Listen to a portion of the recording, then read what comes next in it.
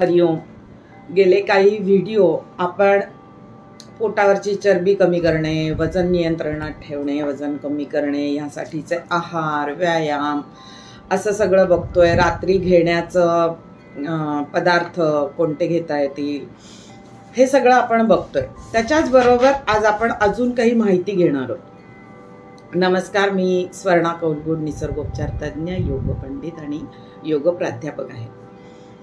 आपण बघूयात की पोटाच्या स्वास्थ्यासाठी आपल्याला माहिती आहे की पोट जर चांगलं असेल तरच आपलं आरोग्य हे चांगलं राहू शकतं.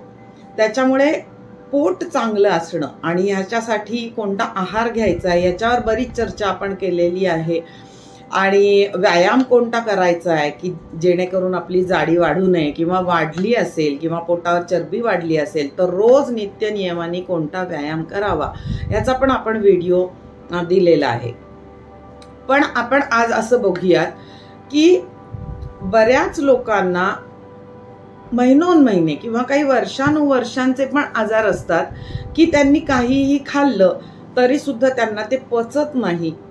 बद्धकोष्ठतेसारखे त्रास असतात, पोट फुगलेलं राहतं, मळमळ, अजीर्ण वाटतं, अपचन, गॅसेस यासारखे त्रास असतात. सकाळी उठल्यानंतर अजिबात फ्रेश वाटत नाही, चेहरा अजिबात हसरा नसतो, आनंदी नसतो किंवा हलकं वाटत नाही, जड वाटतं पोट, टॉयलेटला साफ होत नाही किंवा झाली तरी ती अर्धवट झाल्यासारखी वाटते असे. आणि मग दिवसभर आपण अनुत्साही राहतो असा बऱ्याच जणांना त्रास वाटतो. आणि त्याच्यामुळे बरेचसे आजारांना आपण जन्म देतो, कारण पोटच अस्वस्थ आहे. पोटामध्ये जे काही पदार्थ आहेत ते पचलेले नाही आहेत, पडे राहिलेले आहेत. आणि पडे राहिलेले पदार्थ, जसं मी मागच्या व्हिडिओत सांगितलंय तसं आपलं ब्रेन हा सूचना देतच नाही पुढे ढकलण्यासाठी, आणि त्यामुळे ते अजीर्ण झालेलं असतं. आणि अजीर्ण झालेलं असताना सुद्धा काही जण मनाने काही औषधं घेतात की हे जे काही पडे राहिलेले जे काही अन्न आहे, कुजलेलं जे अन्न आहे हे पुढे बळबळ पुढे ढकलण्यासाठी काही जण औषधं घेत राहतात. आणि ह्याचा सुद्धा त्रास होतो. कारण काय आहे की आपल्या आतड्यांची एक धरून ठेवण्याची क्षमता असते आणि ती खूप चांगली असते. स्नायूंना पण एक प्रकारचा टोन असतं, एक प्रकारचं आकुंचित असा स्नायू असतात आपले. आणि जर अशा प्रकारचे बळजबरीने पुढे ढकलण्याची जेव्हा तुम्ही औषधं घेता त्यावेळेला हा टोन जो आहे तो निघून जातो, त्याची जी इलॅस्टिसिटी आहे ती निघून जाते. आणि आपली लहान आतड्याची जी पॅलास्टेलिक मुवमेंट आहे, अशी जी वळ्यांची सिस्टीम आहे ती होणं बंद होतं. आणि नॅचरली जी काही आपल्याला टॉयलेट व्हायला पाहिजे, मलभाग पुढे ढकलला गेला पाहिजे, टॉयलेटला लागण्याची जी काही जाणीव आहे ती आपल्याला व्हायला पाहिजे, हे सगळं काहीही होत नाही. आणि त्याच्यामुळे ह्याचे जास्त त्रास वाढतात. तर अशी औषधं घेऊन अजिबातही उपयोग नाही. आपल्याला हे नॅचरल पद्धतीने झालं पाहिजे. जे काही नैसर्गिक पद्धती आहेत, आपल्या शरीरातला मळ, जी अशुद्धी आहे, जे टॉक्झिन्स आहेत हे बाहेर काढण्याच्या ज्या काही सिस्टीम्स आपल्याकडे दिलेल्या आहेत, ते म्हणजे टॉयलेटला जाणे किंवा लघवीला जाणे, याच्यामधून आपल्या बॉडीमधले जे काही नको असलेले पदार्थ आहेत ते बाहेर टाकून दिले जातात. किंवा घामावाटे सुद्धा आपली अशुद्धता बाहेर टाकून दिली जाते. पण या नैसर्गिक पद्धतीने जर पूर्णपणे आपलं शरीर शुद्ध होत नसेल तर मात्र आपल्याला शरीर शुद्ध करण्यासाठी काही ना काही करणं गरजेचं आहे. आणि ते सुद्धा नैसर्गिक पद्धतीने करायचंय आपल्याला. तर त्याच्यामुळे आज आपण बघूयात की आपल्याला शरीरामध्ये जे हे काही टॉक्झिन्स राहत आहेत तर ते आपल्याला बाहेर कसे काढून टाकता येतील, आणि आपलं पोट कसं साफ होईल, शुद्ध होईल, आपल्याला कसं हलकं वाटेल, दिवसभर उत्साही वाटेल. असं जर आपल्याला करायचं असेल तर आपण दिवसभरामध्ये काय काय शरीर शुद्धीसाठी प्रयत्न करू शकू ते आज आपण बघणार आहोत. तर सकाळी जेव्हा आपण उठतो त्याबरोबर चहा, कॉफी पिणं टाळलं पाहिजे.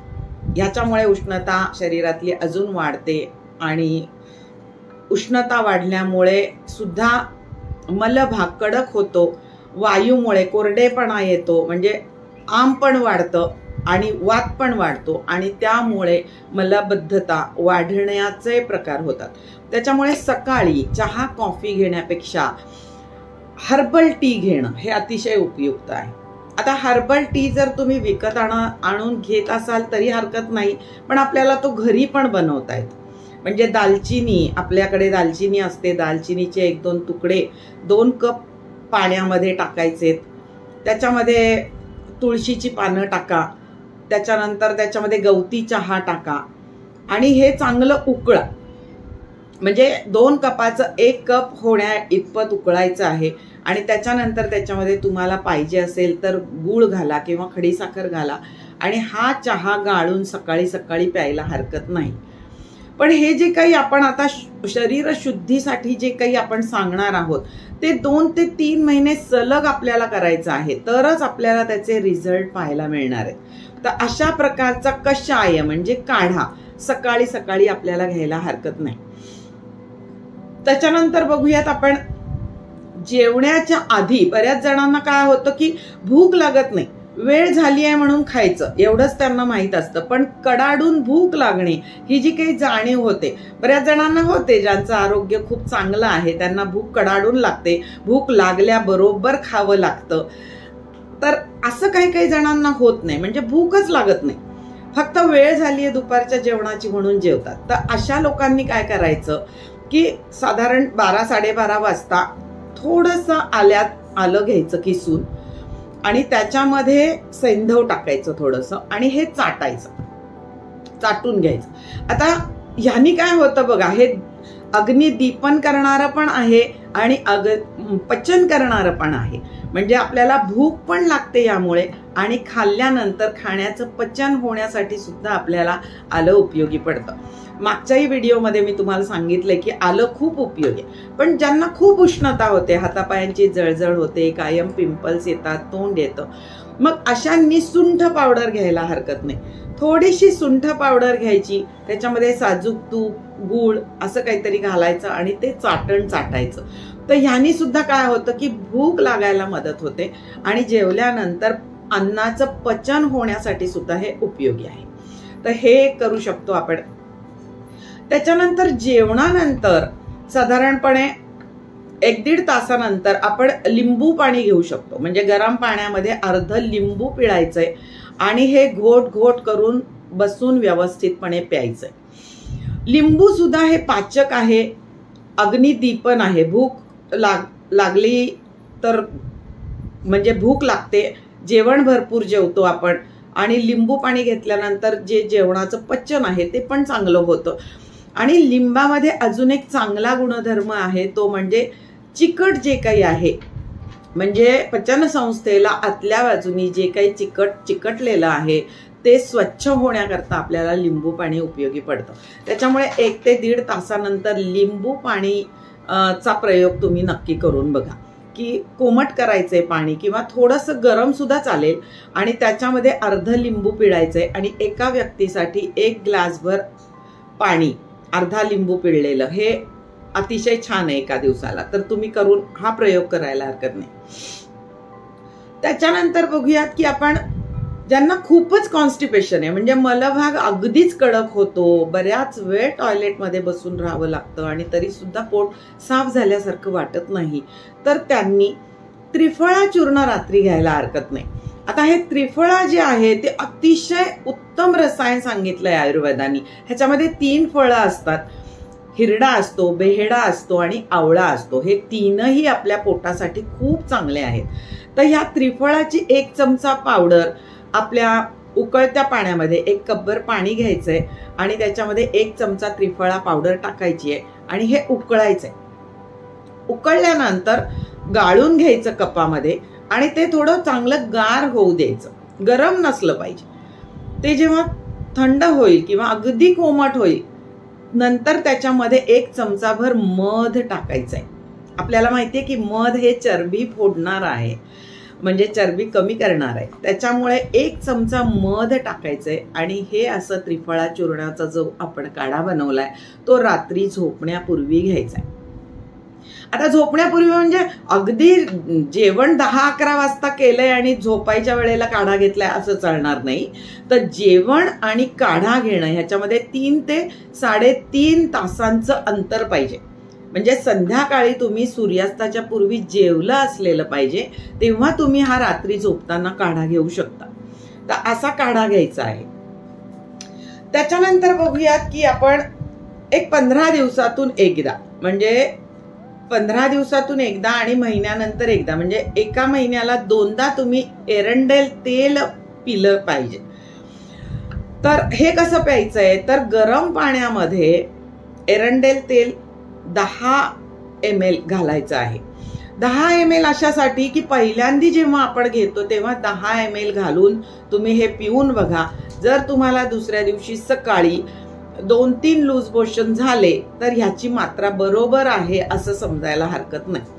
पण अजिबात लूज मोशन झालेच नाही तर मग असं समजायचं की आपला कोठा खूप जड आहे.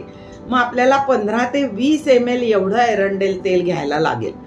आता हे जेव्हा आपण मेडिकल स्टोअर मधून जेव्हा हे एरंडेल तेल आणतो मेडिकेटेड, तर ते जास्त करून आपल्याला फायदेशीर नसतं. म्हणजे त्याचा फारसा काही उपयोग होत नाही. अगदी पूर्ण बाटली जी मेडिकलमध्ये मिळाली आहे ती पिली तरी आपल्याला त्याचा काही फारसा उपयोग होत नाही.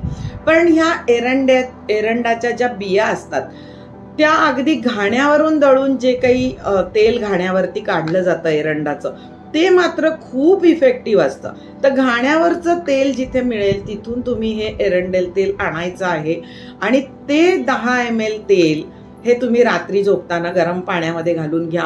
किंवा त्याची चव म्हणजे अगदी पिताना घ्यावीशी वाटत नाही तर थोडी सुंठ पावडरीचं गरम पाणी बनवा आणि त्याच्यामध्ये तुम्ही हे एरंडेल तेल घालून प्या. तर सुरुवातीला हे जेव्हा कराल त्यावेळेला 10 mlच करा. पण जर तुम्हाला यांनी 2-3 लूज मोशन जर झाले नाहीत दुसऱ्या दिवशी तर मात्र ह्याची मात्रा तुम्ही 15 ml किंवा 20 ml एवढी केली पाहिजे. कारण तुमचा कोठा खूप जास्त जड असल्यामुळे तुम्हाला त्याचा उपयोग झालेला नाही आहे. तर मग तुम्ही आपली प्रकृती बघून मात्र ह्याची मात्रा घ्यायला हरकत नाही. आणि दुसऱ्या दिवशी जेव्हा सुट्टी असेल त्या दिवशीच तुम्ही आदल्या दिवशी हे करा. म्हणजे मग दिवसभर तुम्ही हलकं अन्न घ्या की जेव्हा आपण एरंडेल तेल पिणार आहोत त्या दिवशी दुसऱ्या दिवशी तुम्ही सकाळी अगदी दुपारच्या जेवणामध्ये अगदी तांदूळ आणि डाळीची पातळ अशी जिरापूड घातलेली खिचडी ज्याच्यामध्ये भरपूर असं साजूक तूप घालून खा आणि दिवसभर जेवढा हलका आहार घेता येईल तेवढा घ्या. म्हणजे तुम्हाला अतिशय हलकं वाटेल, फ्रेश वाटेल, पोट अगदी साफ झाल्यासारखं वाटेल, शुद्धता होईल शरीराची. तर असा प्रयोगही तुम्ही करायला हरकत नाही. त्याच्यानंतर अजून काय करू शकाल तर 10 ते 12 किंवा 15 प्रमाणामध्ये जरी अगदी तुम्ही काळ्या मनुका घेतल्या तरी सुद्धा चालेल. त्या रात्री पाण्यामध्ये चांगल्या भिजत घालायच्या आणि सकाळी हे मनुका घातलेलं, मनुका चांगल्या फुगतात सकाळी, आणि त्या पाण्यामध्ये उकळवायच्या आणि नंतर गाळून ते पाणीही प्यायचं आणि या मनुकाही अगदी चावून चावून खायच्या. ह्याच्यामध्ये खूप प्रकारचे क्षार पण आहेत, फायबर्स पण आहेत. त्यामुळे या मनुका आपल्या शरीर शुद्धीसाठी खूप उपयोगी आहेत. तर हाही मनुकांचाही प्रयोग करायला तुम्हाला अगदी हरकत नाही. तर शरीराची शुद्धी करण्याकरता 2 ते 3 महिने तुम्ही लगातार हे प्रयोग केले पाहिजेत आणि तुम्हाला खरंच चांगले फायदे मिळतील. शरीराची शुद्धी होईल आणि नंतर मात्र तुम्ही आपल्या जीवनशैलीमध्ये चांगला बदल करा. म्हणजे वेळेवर जेवा, वेळेवर झोपा, चांगली 7-8 तासाची तुमची झोप झाली पाहिजे. जर रात्री जागत असाल तर तुम्हाला कॉन्स्टिपेशनचा प्रॉब्लेम हा होणारच आहे आणि तो वाढणारच आहे. त्याच्यामुळे रात्री जागरण अजिबात झालं नाही पाहिजे. तर वेळेवर जेवण, वेळेवर झोपणं, व्यायाम व्यवस्थित झाला पाहिजे. या सगळ्या गोष्टीकडे जर तुम्ही नीट लक्ष दिलं आणि जे आहाराचे नियम मी मागच्या व्हिडिओमध्ये सांगितलेले आहेत की जे खायचं नाही आहे ते निश्चितपणे तुम्ही टाळलं पाहिजे. चांगला आहार कोणता घ्यायचा ह्याचा पण व्हिडिओ केलेला आहे आपण, तर तोही बघा. आणि व्यवस्थित चांगला आहार, घरी बनवलेला आहार हा म्हणजे नियमच करा तुम्ही. 2-3 महिने जर आपण स्वतः याच्यावरती काम करणार आहोत तर निश्चितपणे नियम करा की घरी बनवलेलं आपण खाणार आहोत, वेळेवर खाणार आहोत, वेळेवर झोपणार आहोत. तर हे सगळं जर तुम्ही पाळलं, नियमितपणे व्यायाम जर केलात तर खरंच तुमचं आरोग्य अतिशय छान होणार आहे. त्याच्यासाठी वेगळं डॉक्टरकडे जाण्याची गरज राहणार नाही. तर बघा करून निश्चितपणे. आपले जे हे काही विषय तुम्हाला आवडत असतील तर त्रिवेणी योग व निसर्गोपचार केंद्र याला नक्की लाईक करा, सबस्क्राईब करा, आपल्या मित्रमैत्रिणी नातेवाईकांना शेअर करायला विसरू नका. भेटूयात आता नवीन व्हिडिओमध्ये. नमस्कार.